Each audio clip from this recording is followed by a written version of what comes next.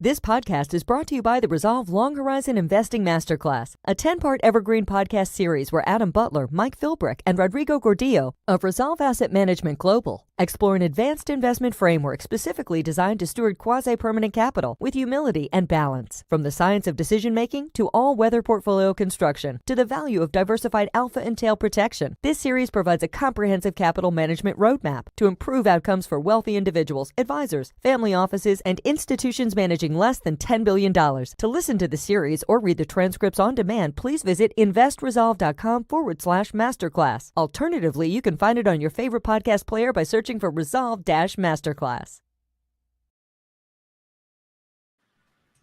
Happy Friday, everybody.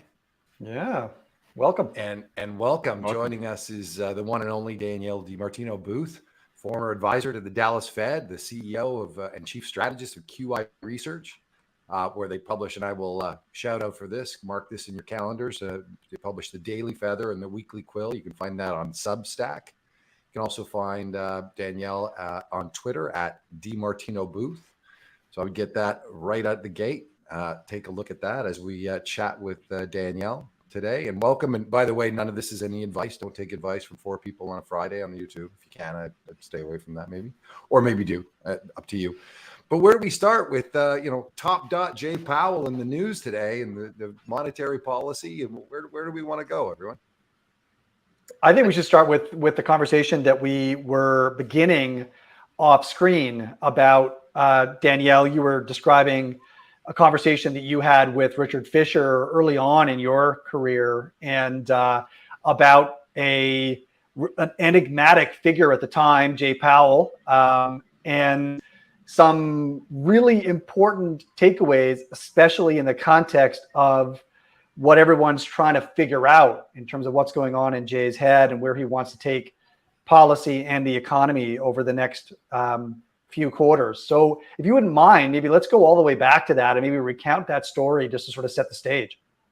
Sure. So Jay Powell joined the Federal Reserve Board in June of 2012, and he was a really quiet figure for years and years. Just he was like, picture the opposite of Kashkari or Bullard, just absolute opposite in terms of media hound. So when Richard retired, I retired summer 2015. We ran into each other at a football game in Austin, Texas, and ended up chatting in the lobby of the Driscoll Hotel there. And he said, I want you to keep your eye on one person and only one person. There's only one person left standing in that room. Now that I'm gone, now that Charlie Plosser's gone, Jeremy Stein had left before them, Tom Hoenig had left. So there were really no dissenters left. They were just a bunch of yes men and yes women, especially to the yes woman herself, Yellen, at the time. But he said, I want you to pay attention to Jay Powell, because he's the only person who's still a thorn in the side of Bill Dudley wanting to stop reinvestment. Jay Powell really wants to shrink that balance sheet, and he's the last one who's focused on that and just a thorn in Bill Dudley's side. And I said, but how do you pay attention to somebody who's quiet as a mouse? And at which point, because Richard was a media hound himself, is still. And he said, just slowly follow this guy. He's methodical. He doesn't have to be there. When he left the Carlyle Group, he's probably worth $125 million net worth. I mean, this is not a job that he needed. Jay Powell never needed the pension, never needed the health benefits. He's there for a different reason. And we have to remember that about him. This is the person who worked with Warren Buffett to resolve Salomon Brothers coming out of the Treasury scandal. There are things about Jay Powell that nobody appreciates or knows or even wants to know. They just want, Elizabeth Warren and Rick Scott. They need a bad guy. They need a fall guy. They need somebody to blame on election day in 2024. And that's to come full round trip. That's who Jay Powell's become. He's the bad guy. And he's allowing himself to be the bad guy. So why? Why is the question? I'm curious, have we had other Fed chairmen that have not risen from the ranks within the Fed, but has come from private equity background like Powell, or market background? So William McChesney Martin, he ran the New York Stock Exchange. And he was one of the few people to stand up to different administrations, different political parties, and was famously thrown up against a wall by Lyndon Baines Johnson in outside of Austin, Texas. And boys are dying in Vietnam and you've got to lower interest rates. And he did for 5 hot minutes. He made that mistake. But other than that, you also look to sort of Paul Volcker. He came up through the New York Fed, but he understood banks a lot. He was no PhD. I mean, he used to bring all the PhDs when he moved to Washington, D.C., Volcker, into a room and then trash the Phillips curve for fun. I mean, this was a great guy. But you have very few kind of, especially in modern history, who weren't really kind of PhD types. And McChesney Martin, Volcker, and Powell, they're kind of the standouts. And by the way, they're also the most effective chairs in history, except people would argue that Powell's the least effective. So presumably you took Fisher's advice, you followed Powell, and what kind of person is he? I mean, outside of what he has been for the last several years as chairman, what do you think is driving him? I think, God, this sounds so cheesy. Sorry. I think it's patriotism. I think he has a respect and a veneration for the United States standing in the world, and where that's going to end up being, come what may, come what happens with China or not. So I think he's a patriot, or he would not be subjecting himself to this kind of torture. Which, I mean, you can see it in his face. He's just somebody who's like, okay, I'm ready for the next shot. Hit me. And Public enemy number one. He is. Whether it's Congress, whether it's Wall Street, whether it's his old private equity buddies. I mean, they were like, dude, after the pandemic, you expanded the Main Street lending program for our PE portfolio companies, and now you're driving us into the ground. I mean, there was a story on Bloomberg 2 days ago that, PE's getting 39 cents on the dollar. I mean, they're just getting raped and pillaged. And it's because going back to August the 12th, 1987, Greenspan rode to the rescue within months, with the crash of 1987. He started filtering, hey, New York markets desk, go ahead and let all your bond trading buddies on Wall Street know that we're about to inject liquidity into the system. So they don't have to worry about, the stock market going down anymore. I'm here to save the day. My name is Alan Greenspan. I was never popular in high school, but I'm popular now. And, but it's been since then that investors have had to deal with price discovery, and they're dealing with it now. I mean, leveraged loan recoveries. I did a triple take. I wrote a whole weekly about it, that the depths of the great financial crisis, we're talking like 2009, 2000, recoveries were like 36 cents on the dollar for leveraged loans. Today, they're 33 cents on the dollar. That's your starting block. God knows where you're going. And Jay Powell is as long as he methodically continues 1 week at a time, 1 month at a time to hold steady, it doesn't matter if rates are rising or not. If you have to refinance into this shit show, excuse my French, what a mess. Because you're doubling or tripling your financing costs regardless of who you are. A lot of naked swimmers. Mm-hmm. Yeah. I mean, leverage works in a zero interest rate environment. It falls to pieces in a normalized interest rate environment. So it seems you to be mentioned his goal. Back to that. Go ahead, Adam.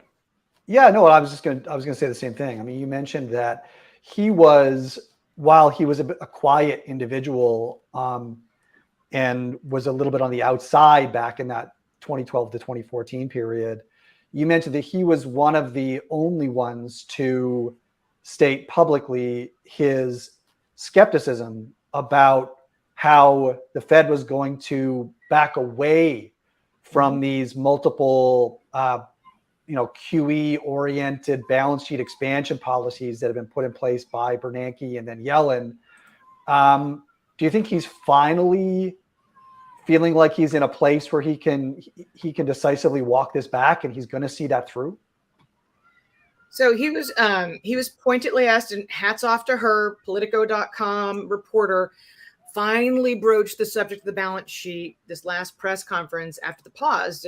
Does pause necessarily lead the discussion to when are you going to stop doing QT? And he was like, nope. He was not that dismissive, but he ain't talking about it. So he's very methodical when it comes to the balance sheet. And, every whatever the day that falls after typically it's the 30th or 31st of the month, whenever that Treasury maturity date is, depending on the month. But every H4 that follows that, so that it'll be like July 6th this month, you see that $50 billion roll off, and it's steady. And my mentor, Lacey Hunt, will say, and it's manifested. It's manifested in M2 growth, or the lack thereof. It's most negative since 1937. It's manifested in other deposits, liabilities pre-Silicon Valley. It was already negative year over year. So it's working. Whatever it is that he's doing, it's working. It's just working really slowly, and he's good with that. He's way happy with retail investors, keeping the stock market going and zero date options. He's happy with all of this because it gives him cover to keep going. Interesting. So that dovetails nicely with, a quote in a recent Daily Feather stood out for me, where you said that Powell knows darn well he's not combating inflation, but rather looking for cover to maintain high rates, to methodically poison the Fed put into its grave. Wow. Is this central to your thesis that Powell is rewriting the rules of engagement and attempting to walk back the financialization, Fed put, moral hazard model of the past few decades? Let's do some Socrates here. In 2018, before junk bond issuance froze for 41 days, forcing the Powell pivot. I mean, that's the boogeyman. You cannot have the capital market. You can have the capital markets be crippled, which they are right now. You cannot have them freeze completely. You got to have somebody out there floating a deal. Carnival Cruise Lines, whoever it is that keeps selling junk. But he is extremely methodical about this. But go back to 2018. When he took rates back down to zero, what did he have to play with? 250 basis points. Now, let's say he's decided, because he reads me, that 2% is the new zero. Let's just say zero interest rate policy, ZIRP, is a tool that's being tossed out of the toolbox. Didn't work, screwed up things, encouraged speculation, blah, blah, blah. Let's get rid of it. Toss it. Great. I've got 300 basis points or more, depending on what happens in July, to work with to get me down to the new floor of 2. Now, that doesn't work for people who want a zero interest rate environment, because that's what's made the wealthy wealthier. It's because you can play all kinds of weird games at a zero interest rate in a zero interest rate environment. But let's say he knows that he's already got 300 basis points, 50 basis points more than he had to lower last time. When the unemployment rate finally pulls up, which he knows is going to happen. He's not stupid. He sees Indeed.com. Job postings are down 22% year over year. He sees Trueflation, 2.38% right now. He's not stupid. And he certainly knows that he's been burned by his board to a crisp with this inflation business and their models and everything that had left, transitory. All this has left him bitter towards his own staff, and rightly so. But he knows he can get rid of QE. He just can. And throw that out of the toolbox right there with it. And by the way, as a little bonus round, when he does eventually lower interest rates, he can just let those mortgage-backed securities roll off the balance sheet as they prepay, and just have that occur in the background as well, and get the Fed out of the credit easing business. It's against the Federal Reserve Act of 1913, by the way. No credit easing. Right.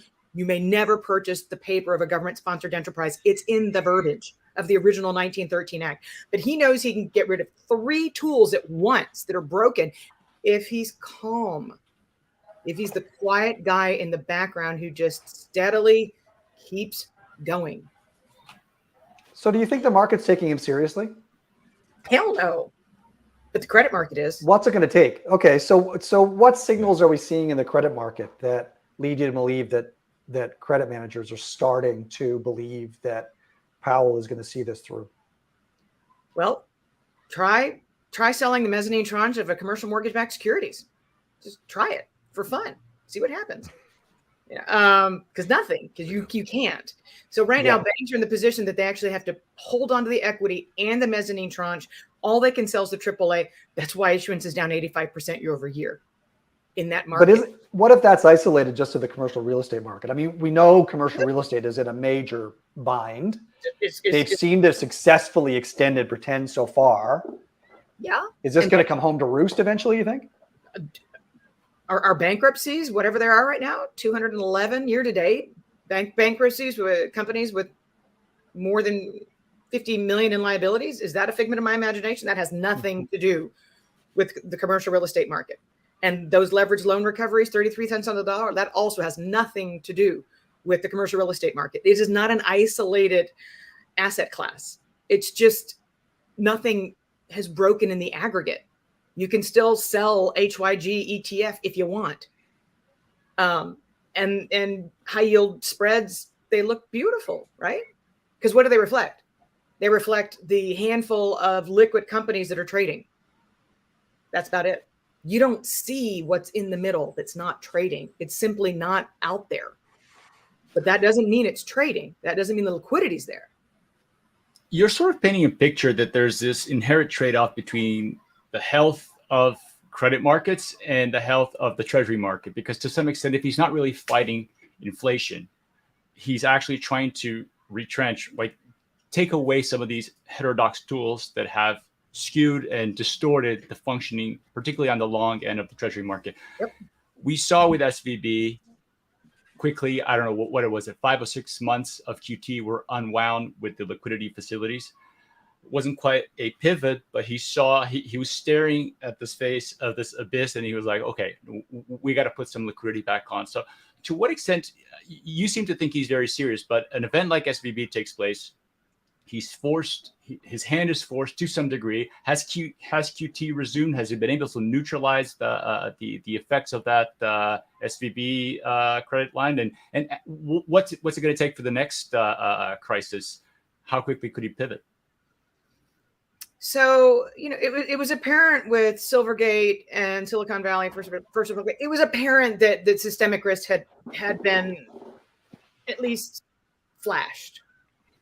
So you did need to come in with the backstop, but there was always this verbiage, and it was a 2/3 of a page memo that described, you can bring us your treasuries, bring us your mortgage-backed securities, we'll give you 100 cents on the dollar. But there was a line in there that said, this will not be free. And now we know what it is. Now we know why Congress grilled him to a crisp about raising capital requirements. If you want to play, you're going to have to raise capital in this environment, with the KBW regional stock index yesterday closing at its lowest on record, below where it was. The slow bleed continues in the regional banking system, but it's been contained for now. What will he do if there are more bank failures? I don't know. But if for a $2 trillion facility to have a 5% uptake, banks have figured out that there's nothing free about it. Or it wouldn't be 100 billion that was outstanding. It would be the full 2 trillion. And they would have their hands on that excess liquidity. They're not ponying up to it because they don't want to raise capital in this environment. So 6 months down the road, Powell and company keep rates where they are, or, God forbid, the dot plot plays out and we're 25 to 50 basis points higher than this. And there's all the communication suggests that it's going to stay there for many more quarters. What is going on in the regional banking system at that point? So right now you've got garbage trading in commercial real estate, because when you're talking about regional banks and small banks, you're talking about commercial real estate. It's not the interest rate differential that's going to be the killer. It's the fact that the collateral underlying the loans is N/A. You don't know what the value is, because right now the collateral backing those loans, you're seeing garbage trade, jingle mail, some mall in the middle of San Francisco downtown, whatever. You're seeing garbage trade, and you're seeing pristine A+ properties trade. You're not seeing anything in the middle. So, because I speak to bankers directly, and they're like, well, we're hoping that rates come back down to zero, so we actually don't have to trade that stuff in the middle. But the maturity wall is this year. And that's the problem. So if you're talking about the next 6 months, if you can just hold on for 6 more months, then the middle's going to trade. because it's going to have to trade. And that will take out quite a few players. And we'll see what the FDIC, we'll see what Yellen, if she's still there, we'll see what they do. But he has tried to enforce the separation principle, saying what happens in the banking system is going to run parallel to and not influence in the least monetary policy. He's trying to hold that line, very nuanced, but he's trying to do it. And so far he's succeeded, like since March of 2022. I mean, give the guy a little bit of credit.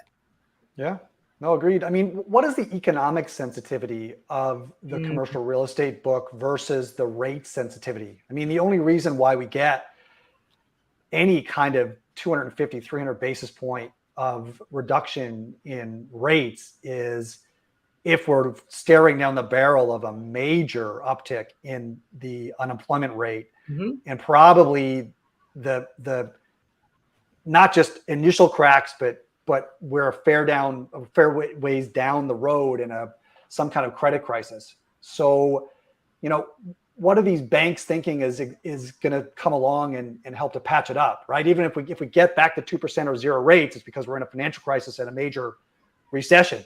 How do those things balance off relative to policy rates? So I think in such an environment, so you're talking about kind of 300 basis points from now of easing, that banks feel that they might be able to survive that kind of an environment. So remember, right now you basically have misfeasance or stupidity going on at the Bureau of Labor Statistics.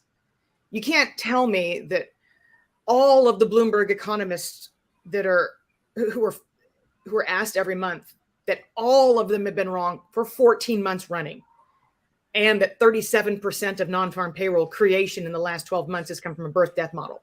You can't tell me with a straight face that makes any sense at all. And yet, it's a good thing to be able to hide behind it. The Department of Labor has finally thrown in the towel.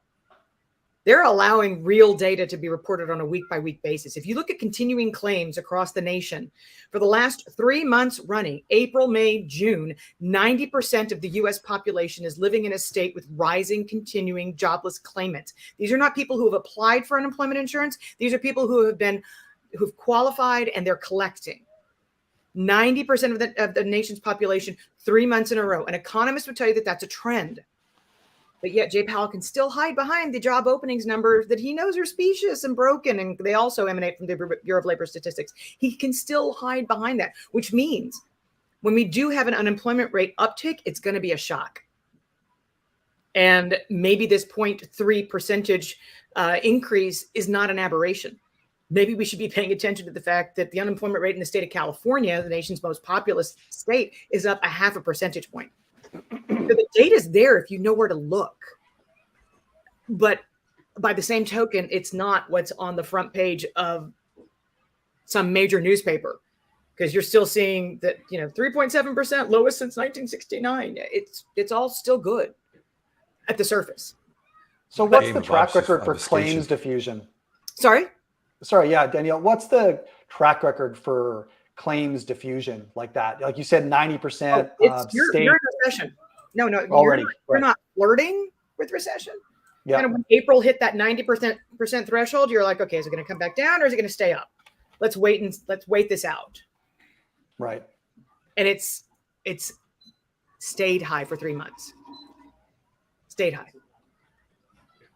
Are you at all surprised by the strength in some of the sectors that we have classically perceived and which mechanically you would think would be the most interest rate sensitive, and how resilient they've been? I mean, these housing starts numbers and permits numbers and commercial construction spending, we've got this hockey stick type growth dynamic going on in some of these sectors that you would expect to be especially hurt by the sustained high rates. What do you think is going on under the surface there that explains why we see such resilience?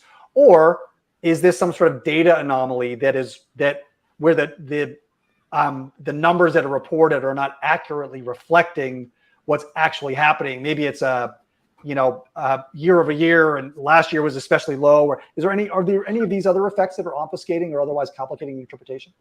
Comparables are playing a huge role right now. because housing was just in the pit a year ago. So comparables, that's a very good point you bring up. A buddy of mine pointed out to me Dodge Construction a few days ago, and he's like, have you seen this? Residential real estate, actual construction is down 24% year over year. And I'm like, what gives with census? And he said, well, census takes a survey of home builders who have permits in order to impute what starts are. And I'm like, that sounds like an economist at the Fed. But when you see the Dodge Construction data, you see this hockey stick that you're describing.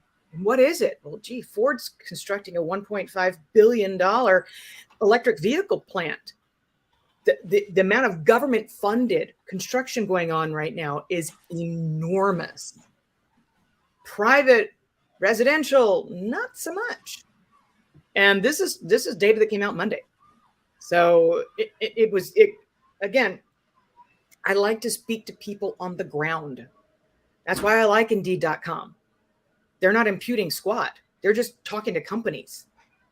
I like to talk to Dodge Construction because they're talking to 10,000 construction firms. I'd rather hear about what people are actually doing rather than what the Census Bureau is imputing. Right. But I'm just Also, why you cited Trueflation, because they're pinpointing around several tens of thousands of data points as opposed to a narrow survey that can be skewed and often is. And, if you think Trueflation's methodology is flawed, then check out where they think UK inflation is at 13.06%. Yeah. So it's not that they're mismeasuring.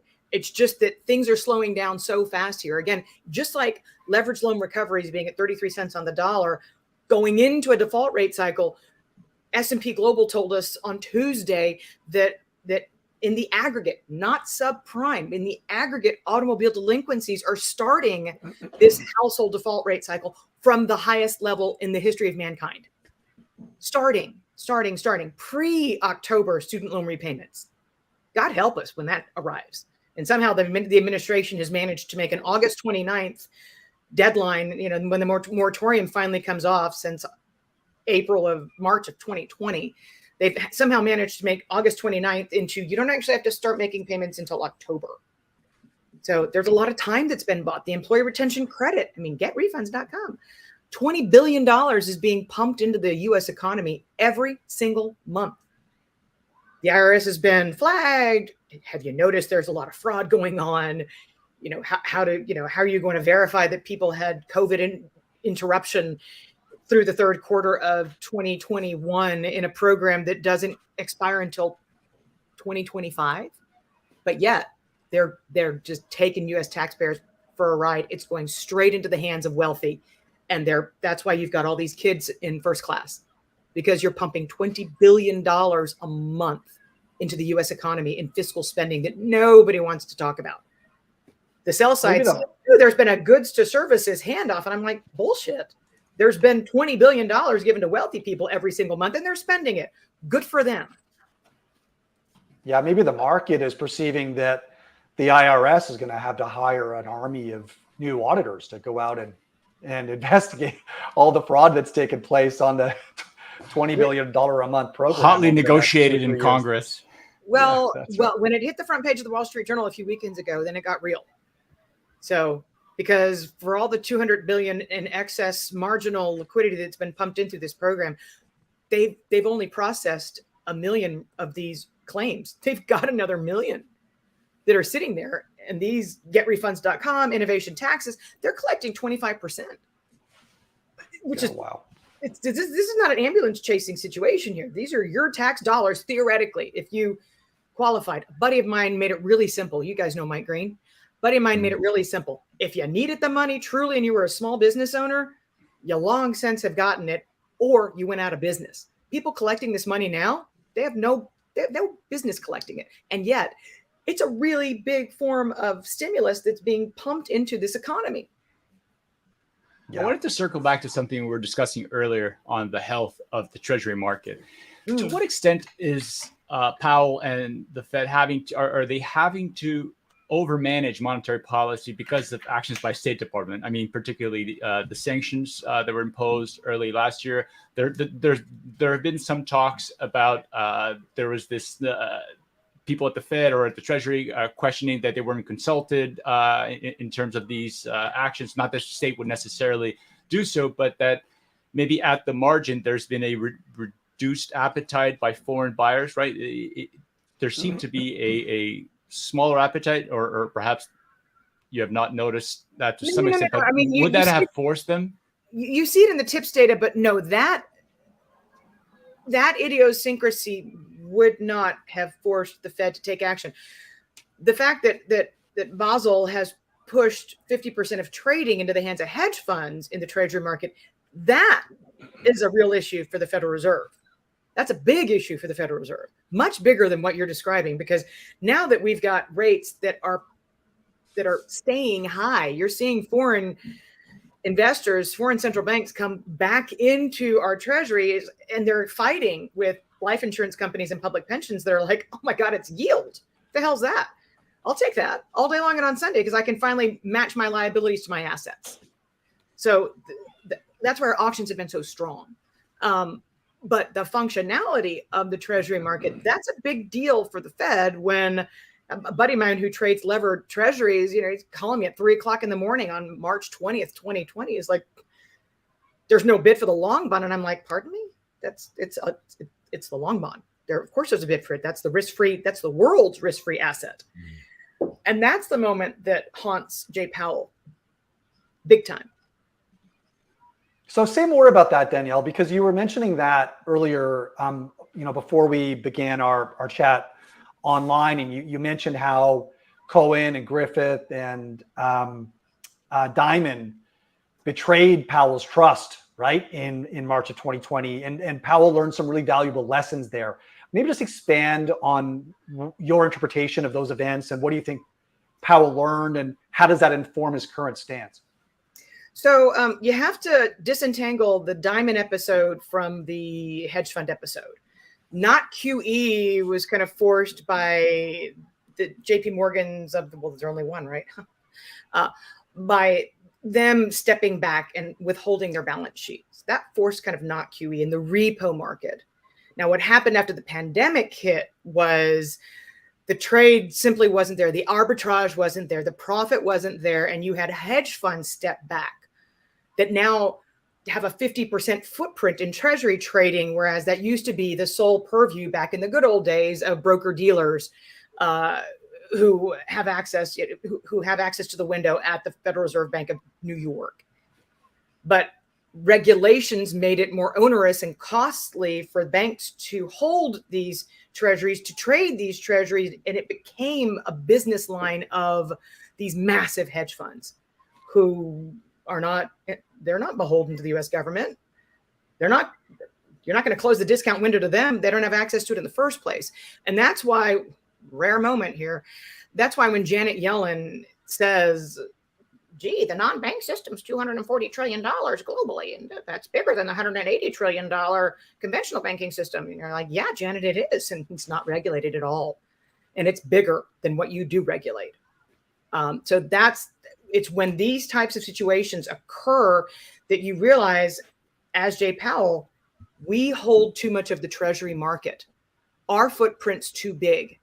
In times of stress, there wasn't enough liquidity. There wasn't a big enough footprint to maintain the functionality of the risk-free asset.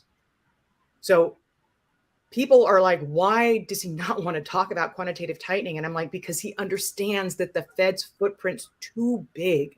$8 trillion is too much. It's got to occur in the background for the Fed to slowly but surely put trading back in the hands of natural players, not fast money guys.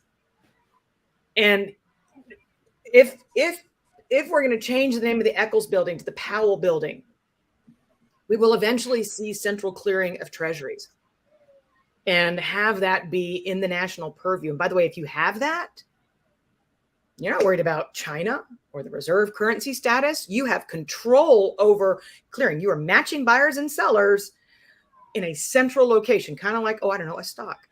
So if he can do that, it will cement his legacy. But it seems to me that you can't really have a situation where Powell begins to mop up liquidity through QT without changing the relative proportion of holders and traders of, within the Treasury market, right? You kind of can't have one without the other. If you've introduced regulations that make it onerous from a balance sheet standpoint for the banks, which have typically had a symbiotic relationship with the Treasury and the Fed, and there's an implicit responsibility there to make a market and to be the buyer of last resort. That's the whole tale, right, of the Treasury auction. If that is no longer in place and we're reliant on these fast money traders, what is the impact of the Fed continuing to persist with this quantitative tightening agenda without also changing regs to make sure that you do have a stable and functioning Treasury market and you're not vulnerable to these kinds of stress events where fast money traders walk away and there's no bid in the world's reserve assets? Well, it's beyond changing regulations. If the Fed harnesses central clearing of treasuries, that's changing the law. Right. Is that enough? I mean, if there's central clearing, maybe describe mechanically how central clearing addresses the problem, because I'm not sure it's perfectly clear to me. So when you don't have a bid for the long bond in the middle of the night in Asian trading, that means that one side of the trade has faded, not there. Right. When you have central clearing, you have both sides of every trade. You're going to ensure that every trade can be executed and cleared and settled. So you're literally taking the market over. Some would say, "Wow, that's capitalist, United States of America, democracy, blah blah blah blah blah." I guess what. But is the Fed making both sides of that market, or the Treasury making both sides of that market? I mean, who's guaranteeing it, or is that not an essential dimension of it? It's not a guarantee as much as it's a match. You're changing how the market operates. But you still have to have someone Adam is on the bid, alluding right? to. Again, you're not just extricating hedge funds from the business. You're taking the business line away from broker dealers as well. So if this is not, it's not a 25 or 50% situation. It's a regime change where you're no longer relying on the banks that you used to and or the hedge funds that you are now forced to. You're not relying on either cohort.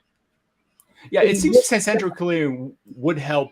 Definitely. I think what Adam is alluding to is maybe the balance of incentives that would drive natural bidders to the long end of the curve. And I'm reminded of Russell Napier's, I've been listening to him for some time, and more recently he's been talking more and more about the coming financial repression that we have lived through in previous times, which is what Adam was alluding to when he talks about regulation, right? I mean, forcing insurance, reinsurance, changing the game to force banks back into. I don't know if it would have to go through a rethink of Basel to some extent, but the fact of the matter is there is a concern with regards to the health of the Treasury market, much like we've seen the writing on the wall with the JGBs, right? I think that's the main concern here. Without a doubt. And again, this is something that would be revolutionary and that the bank lobbies would not want. Yeah, because making markets and treasuries are obviously a massive profit engine. It's not. No, it's very unprofitable. Oh, okay. So why would they not want it? Because it's powerful. It's powerful. They sit in the power seat. If you take that away from them, that's one lever they don't have against you.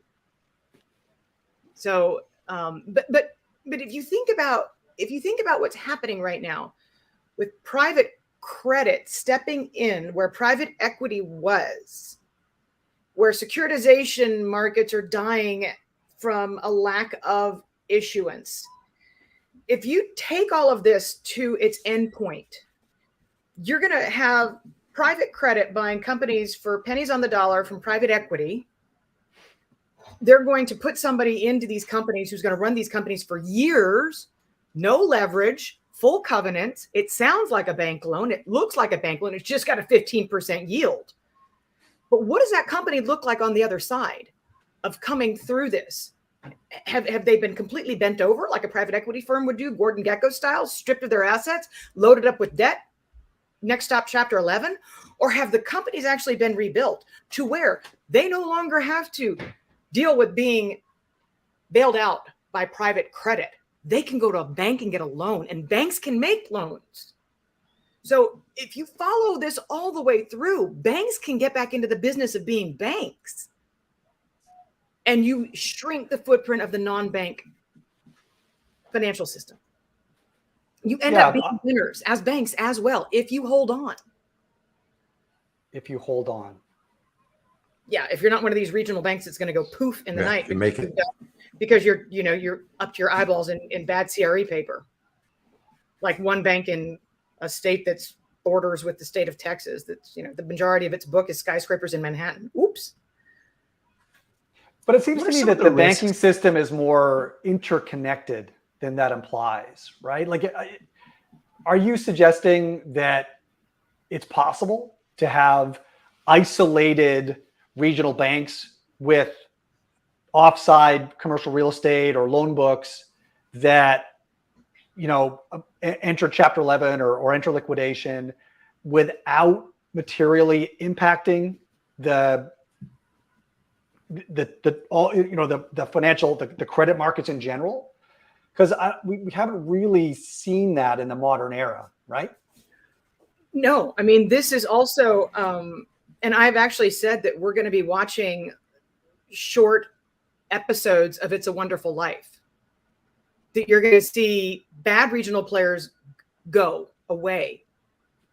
And that won't necessarily be systemic if it's one at a time and it's controlled. And you're going to see small community banks survive.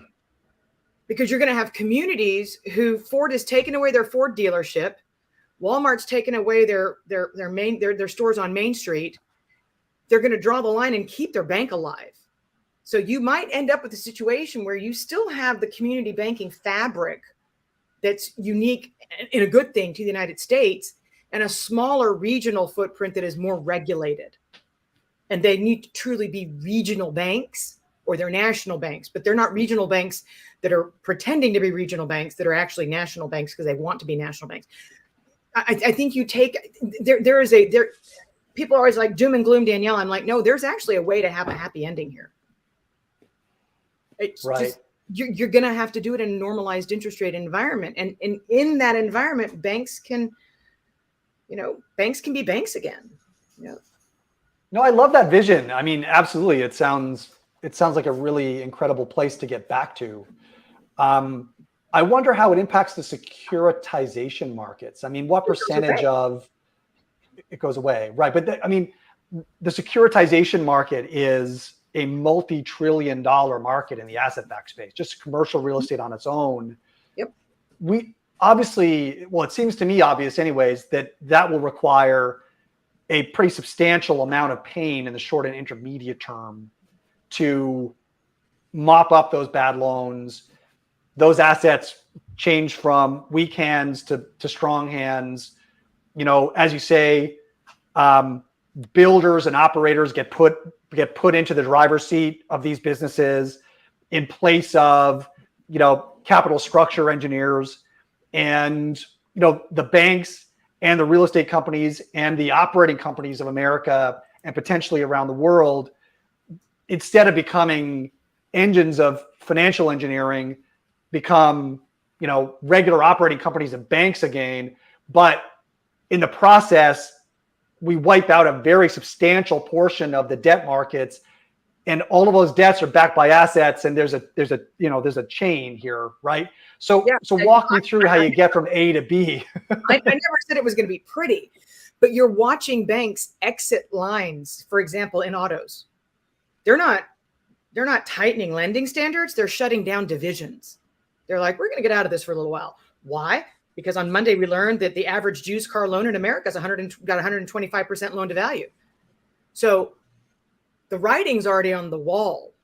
You already know that there's rot in that market, that a lot of these loans are going to go very, very bad. And that's what we saw months ago when new car dealerships started making loans to people with another car loan. knowing they're not going to pay to fix the lemon that they bought at the peak of the pandemic, that they owe more on than it'll ever be worth. They're going to walk away from that car. It's going to be repossessed, and they're going to make good on my new loan. I mean, that is like not due diligence. If you're, but I guess it has to be slow moving enough.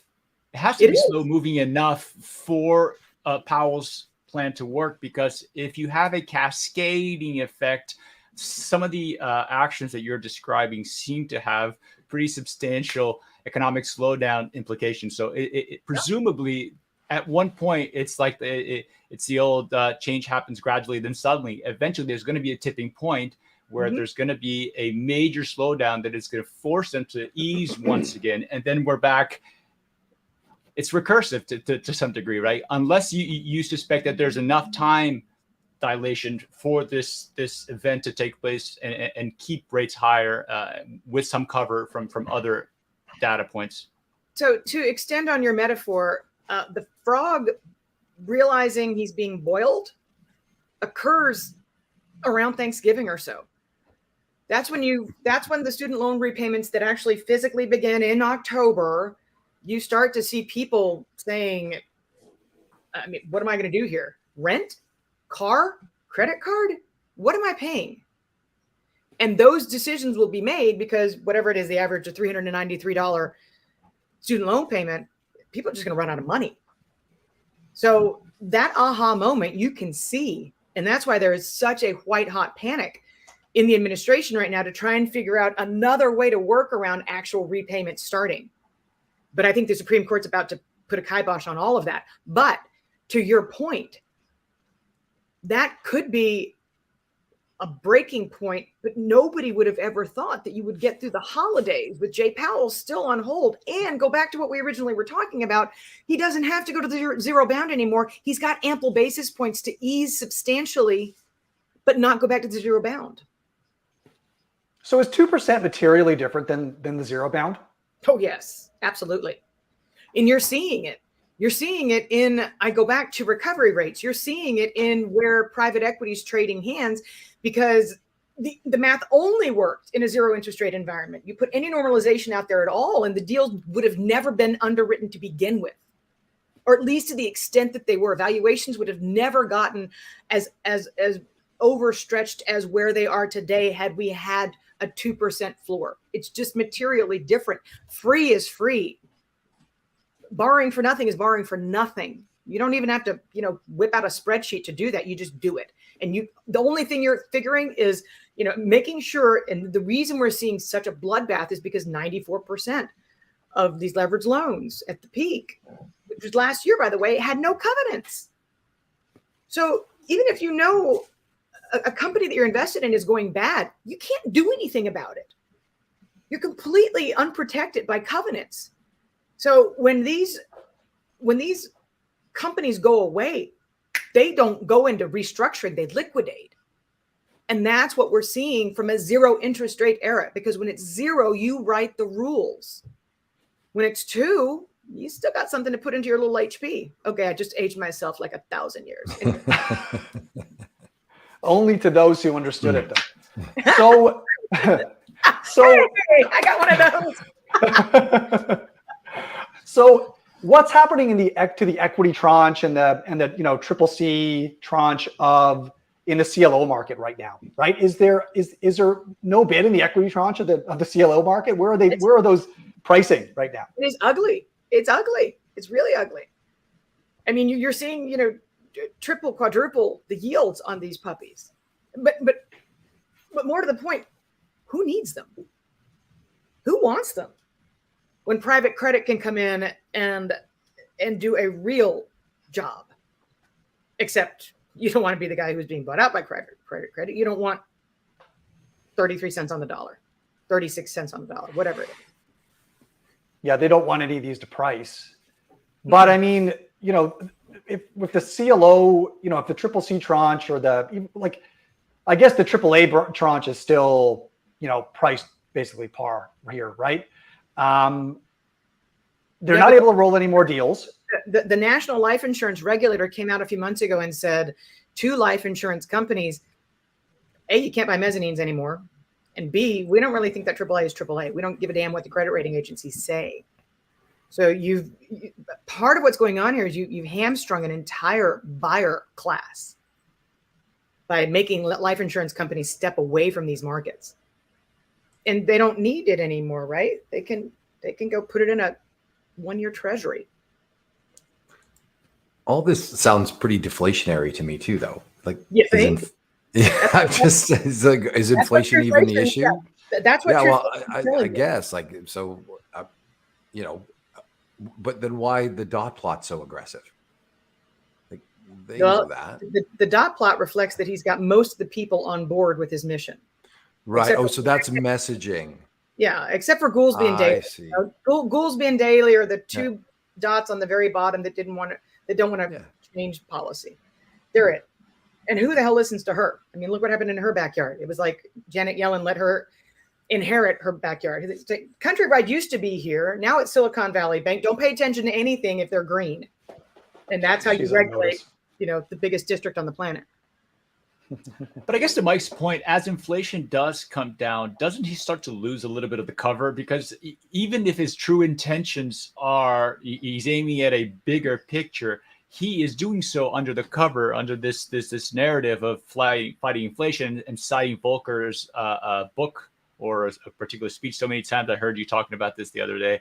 So as core PCE starts to really, because we've had this bifurcation, right? The manufacturing side of things have already keeled over for some time, but the service sector continues to work through a lot of the fiscal stimulus of the last couple of years. But presumably that will also start to fade as tightening continues. So I think that this cover of inflation for his stated goal or unstated goal starts to wane soon. No. Yeah, I mean this is a battle against time. It is, because it's almost impossible at this stage. I mean, last night I stepped away from Bloomberg for like an hour. When I got back, it was BlackRock, Ford, and there were 3 major companies that had announced layoffs. And there's nothing more deflationary than, I think Amazon over the weekend announced its 4th big round. So yeah, when you're talking about aggregate income getting hit by people losing their jobs, that's deflationary. And he does not have forever. He doesn't. But he's got some really funky things going on. Manheim moves to the CPI with a 2-month lag. Woohoo! That's why you saw used car prices up, even though they're falling in real time. New York City is an 11% portion of the shelter inflation. That's the last place on the planet that rents rose aggressively. So that's going to come through with a lag as well. He's got some funky aspects to the construct of the CPI that will allow him a little bit more cover. But you're right. The clock is ticking. So if the subtext of Powell's policy objective is to, as you put it, methodically poison the Fed put into its grave, do you expect Powell to start citing more and more esoteric data points in order to continue to provide cover for his objective and buy him time to suck more and more of the oxygen out of this market? Well, he's already done it once, right? I mean, you go on Haver Analytics and try and look up supercore inflation. Doesn't exist. He created that puppy because he drilled down and drilled down and drilled down until he found one aspect of inflation that does not go negative in recession. And he's like, what's that? Let's make up a cute name for it. So he can't do that too many times. He can't. That's why, he knew he needed to pause in June, which is why the day that the JOLTS data came out, the job openings data came out hotter than what was expected, he sent his minions out. You immediately had Williams and Waller, his chief lieutenants, out saying, no, we're going to pause. He knew he needed to not hide behind the job openings data that day because he knew that he needed to pause in June. So he's paying really close attention to each data release. What happens in July? Your base effects may help you in July. Keep inflation higher than it should be. But you might have one more month of Mannheim pressuring the data upwards, but you're running out of time. I mean, the only thing that's on your side right now is existing renewing leases are higher than they were a year ago. New leases are not. And you've got, more multifamily supply coming online than you have since the early 1980s. Yeah. Let me check your stick out. Yeah. So when he loses cover, there's a relatively quick shift in messaging, or he's going to maintain more hawkish messaging. I'm just wondering, because the minute the market detects even an inch in the direction of a dovish shift, I think, for example, the home market's going to go ballistic. Home prices are going to go crazy again, right? Because there's going to be this anticipation of this whole refinancing wave again. All of the homes that were actually bought and built over the last 18 months, 2 years, everyone's going to be able to refinance those that are expecting to refinance those at 1%, 2%, like you said, 2.5%, 3% lower rates over the next 6 to 12 months. What's that going to do to shelter as a input to inflation? So it's funny you asked that question. A buddy of mine who's in mortgage banking his entire career, client, said, guess where you would need the Fed funds rate to be to ignite a refinancing wave? I said, I don't know. Tell me. Because of course. It got down to 2.5%. Remember 30 fixed? He said you'd need the Fed funds rate to be at negative 1.5%. Now, if he holds the line at 2, it ain't happening. So walk me through that. Yeah. Not clear. Yeah. Do you have any intuition about why it's so low? Because 2/3 of mortgages, I think, are somewhere in the 3% range. You got to get rates you got to go beyond ZIRP. Like, execute Powell, like hang him in a public spot, put his head on a stick in front of the stock of mortgages are still way below. Exactly. Right. Think of all the refinancing we did at zero. We were there for a decade. Yes. Yeah. Those are 30-year mortgages. The stock of mortgages that is going to be above this rate is extremely low in comparison. 2% is not enough. An employment rate cycle, right? You can refinance all you want if you've got a good steady job and income.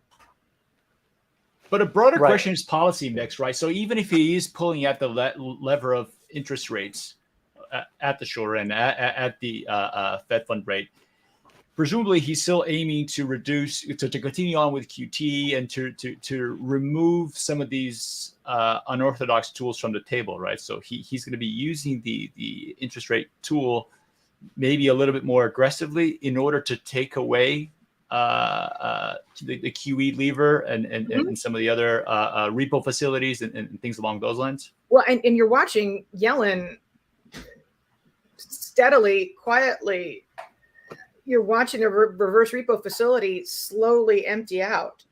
Be interesting to see what happens on June 30th. Quarter end is always a big time for that particular facility, but you're watching money market funds buy treasury bills. So you're defanging that facility effectively. The New York Fed put out a projection in April that said we anticipate that the balance sheet will be $5 trillion by the end of 2024, and then we'll pause on QT. Jesus, what if they're serious? And then it's at 8. Now it's at 8. And then you actually get prepayments. And what if the Fed just lets those mortgage-backed securities roll? So if Powell survives, this is what you're talking about. If Powell survives, that's all you're talking about. Because if the peanut butter hits the fan and they find a way to fire him for cause, God love Donald Trump, the New York socialist who he is. He tried to fire him on multiple occasions and failed. If they can figure out how to fire Powell for cause and they put a progressive in place to run the Fed, and you have central bank digital currency and universal basic income, and everybody's happy. Danielle's living in Florence, Italy. But that's the only way you could really do that. But if he survives, he could let those mortgage backs roll off as interest rates come down and prepayments eventually go up. If he survives, what's the longest he stays? Is he on his second mandate already? He's on his second term, and they can renew. I mean, remember, Alan Greenspan was in office for 19 years. I don't think he's 68 years old. He's exhausted. And this is an end game that, we've never normalized interest rates, not in our careers. So he doesn't have to hold on for much longer for it to be longer than any of his predecessors. So who follows his footsteps? Like, how is his legacy maintained if this is a direction that the Fed, presumably a portion of the Fed, as represented by the dot plot and some of the other more vocal members now, how does this continue on? Who's next? Who's filling in? If he succeeds, I would have to say Waller. That's my best guess. If he succeeds. But again, you're talking about, a red wave. And the lobbyists who represent private equity and the banks kind of saying, "Oh, we don't mind losing that money. We're good." So now you're talking about politics, and I cannot predict that. Yeah. Fair. Well, I think that's a pretty good point. We've been here for an hour. I don't want to take up right. Danielle's whole Friday. Yeah. Fair point. Is there any final thoughts you have, Danielle, that we haven't covered that you want to? We'll get to where everyone can find you again, because we want to make sure that they can get in touch with. But any final thoughts that you have that you didn't cover or you want to emphasize? So even if we do get to this kind of heart attack moment around Thanksgiving, when student loan repayments actually manifest as something really ugly in the economy, I don't see fresh fiscal stimulus coming until Q2 of 2025 after the election. So I think people should bear that in mind in their calculus in terms of, riding in with an Elizabeth Warren type of progressive type of policy, not with this Congress. It's already had a tough couple of years. It could be on the fiscal side. It could be a tough couple of years. And I think the CBO about forecasting that too. Yeah. All right. And on that cheery note, well, that's going to create tremendous opportunities for everybody. And obviously money's in these environments. There's always somebody who's got dry powder who comes in and buys this stuff. So yeah. And so again, QI research on Substack at Booth, substack.com, on Twitter at DiMartino Booth. Mm-hmm. This is where you can find this lovely lady and all her cohorts and her content and whatnot. I encourage you, top 50 people on FinTwit as well. Absolutely get into that knowledge. And thank you so much, Danielle, for thanks, Danielle. And thanks giving for us coming. so much time This today. has been Really great. Appreciate it. Happy Friday, guys. This was enjoyable. Have to have you back on. Yeah, absolutely. We'll have you back on, and we'll get you out here to Cayman. Let's get it done. Yes. I like beaches. Okay. Have a great weekend, guys. Done deal. Have a great week, everybody. Thank you. See ya. This podcast is brought to you by the ReSolve Long Horizon Investing Masterclass, a 10-part evergreen podcast series where Adam Butler, Mike Philbrick, and Rodrigo Gordillo of ReSolve Asset Management Global explore an advanced investment framework specifically designed to steward quasi-permanent capital with humility and balance. From the science of decision-making to all-weather portfolio construction to the value of diversified alpha and tail protection, this series provides a comprehensive capital management roadmap to improve outcomes for wealthy individuals, advisors, family offices, and institutions managing less than $10 billion. To listen to the series or read the transcripts on demand, please visit investresolve.com/masterclass. Alternatively, you can find it on your favorite podcast player by searching for ReSolve-Masterclass.